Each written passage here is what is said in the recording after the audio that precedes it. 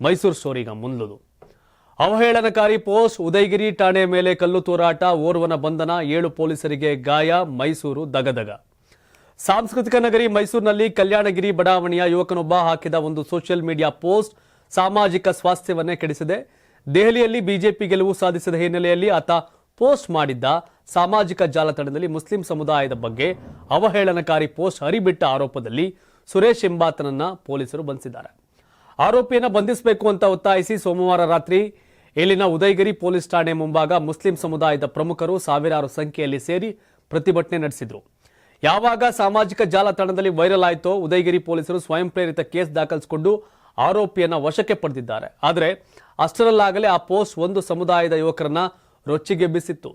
ತಕ್ಷಣ ಅವರು ಉದಯಗಿರಿ ಪೊಲೀಸ್ ಠಾಣೆಗೆ ಮುತ್ತಿಗೆ ಹಾಕಿದ್ದಾರೆ. ಪೊಲೀಸರು ಕೆಲ ಧಾರ್ಮಿಕ ಮುಖಂಡರು ಹಾಗೂ ರಾಜಕೀಯ ಮುಖಂಡರು ಅಲ್ಲಿದ್ದ ಯುವಕರಿಗೆ ಶಾಂತಿ ಕಾಪಾಡುವಂತೆ ಮನವರಿಕೆ ಮಾಡಲು ಪ್ರಯತ್ನ ಮಾಡಿದ್ರು. ಆದರೆ ಅಲ್ಲಿದ್ದ ಗುಂಪು ಇದನ್ನು ಕೇಳಲು ಸಿದ್ಧರಿರಲಿಲ್ಲ.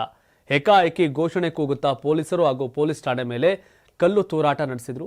ಪ್ರತಿಭಟನಾಕಾರರನ್ನ ನಿಯಂತ್ರಿಸುತ್ತಿದ್ದಾಗ ಕಲ್ಲು ತೂರಾಟ ನಡೆಸಿದ್ದು ಪೊಲೀಸರು ಲಾಠಿ ಪ್ರಹಾರ ಮಾಡಿ ಅಶ್ರುವಾಯು ಸಿಡಿಸಿ ಪರಿಸ್ಥಿತಿ ನಿಯಂತ್ರಣಕ್ಕೆ ತಂದರು.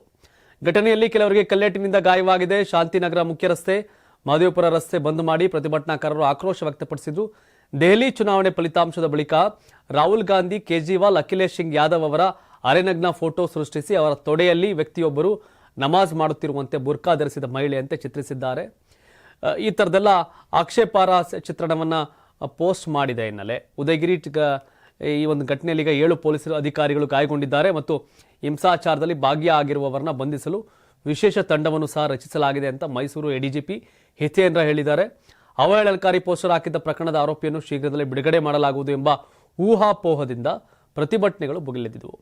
ಹಿಂಸಾಚಾರಕ್ಕೆ ಯಾರ ಕಾರಣರು ಮತ್ತು ಯಾವುದೇ ಸಂಘಟನೆ ಭಾಗಿಯಾಗಿದೆಯಾ ಅಂತ ತನಿಖೆ ಅಂತ ತಿಳಿದು ಬರುತ್ತದೆ.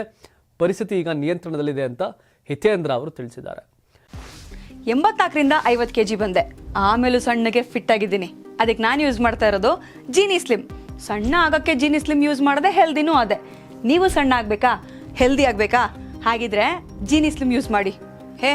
ಸಣ್ಣ ಆಗೋದಕ್ಕೆ ಯಾವುದೋ ಪ್ರಾಡಕ್ಟ್ ಹೇಳ್ತಾ ಇದ್ದಾಳೆ, ಏನಾದರೂ ಸೈಡ್ ಎಫೆಕ್ಟ್ಸ್ ಇದೆ ಅಂತ ಯೋಚನೆ ಮಾಡ್ತಾ ಇದ್ದೀರಾ? ಖಂಡಿತ ಇಲ್ಲ, ಯಾಕಂದ್ರೆ ಇದು ಕೆಮಿಕಲ್ ಫ್ರೀ.